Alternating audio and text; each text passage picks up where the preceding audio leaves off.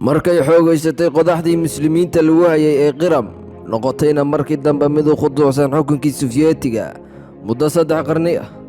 waxayna bilaabeen ciidankii ruushka inay muslimiinta soo weeraraan waxaana wadacsanaan ku timid dowladdii cuthmaaniyiinta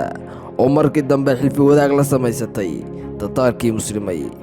si ay ruushka isaga qabtaan waxaa daciifay awooddii dowladdii cuthmaaniyadda iyadoo taa ay rasmi u tahay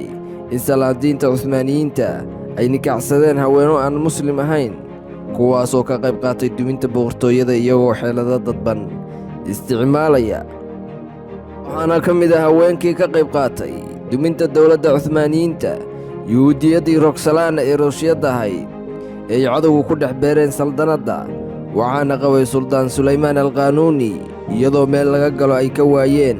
cadowga dowladda islaamka hadday tahay dhan siyaasadeed iyo dhan dagaal iyo dhan kaleba waxayna u adeegsadeen inay islaan jaajuusada ay ku dhex beeraan qasriga iyadoo sabab u ahayd in qiram ay ka go'do dowladda cuthmaaniyadda oo sannadku markuu ahaa luulyo 21-keedii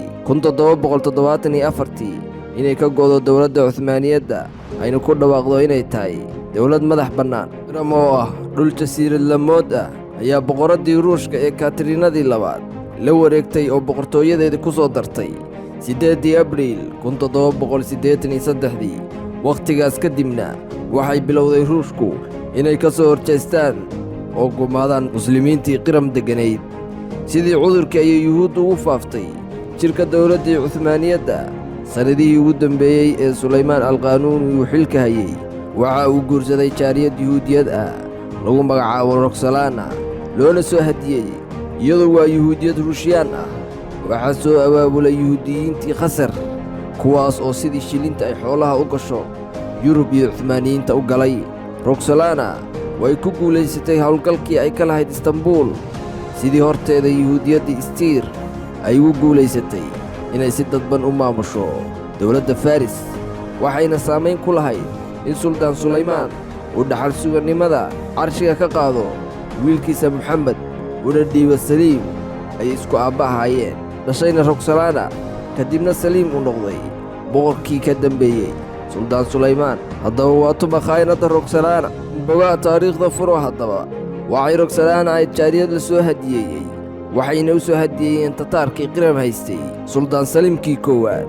ee dhalay suldaan sulaymaan 1520kii waxaa intaa u sii dheereed rogsalaana inay lahayd dhaban ruuxii arkaa in dhandaraandar ka qaadayo iyadoo maraajiic kale oo kutub taariikhda ay sheegayaan inuu magaceedu yahay xiram oo herarkay madhay intaan la soo hadiyeyn xogo aan lagu kalsoonin ayaa laga soo wariyaa balse intii ay saldamadda soo gashay xogaa ay taariikhdu soo dhiraandhirisay leexad kuma jiro waxay suldaan sulaymaan u dhashay sannadadu markay ahaayeen 1521 ilaa 1525 afar carruura moxamed maryan saliim baayaziid 1531diina waxay u dhashay ilmo shanaad oo lagu magacaabay jahanjiir waxay awooddeedii gelisay inay suldaanka ku dirto islaamihiisa kale suldaan sulaymaan ayaa xoreeyey kadib waa uu guursaday markay u dhashay saliimna waxay diyaarsay qorshihii ay isugu diri lahayd dhaxal sugaha carshiga ee mustafa iyo aabbihiis waxayna fursad heshay kadib markii uu geeriyooday amarfuliyihii dowladda naasir baasha una magacowday rustum baasha oo ahaa ilmo sharci darro ku dhashay oo kurweeshiyaan ah rustum ma uusan ahayn keliya boombale gacanta rogsalaana ku jira balse waxay awoodday inay u guuriso gabadheeda keliya ay dhashay rustum baasha dagaalkii u dhexeeyey cuthmaaniyiinta iyo furus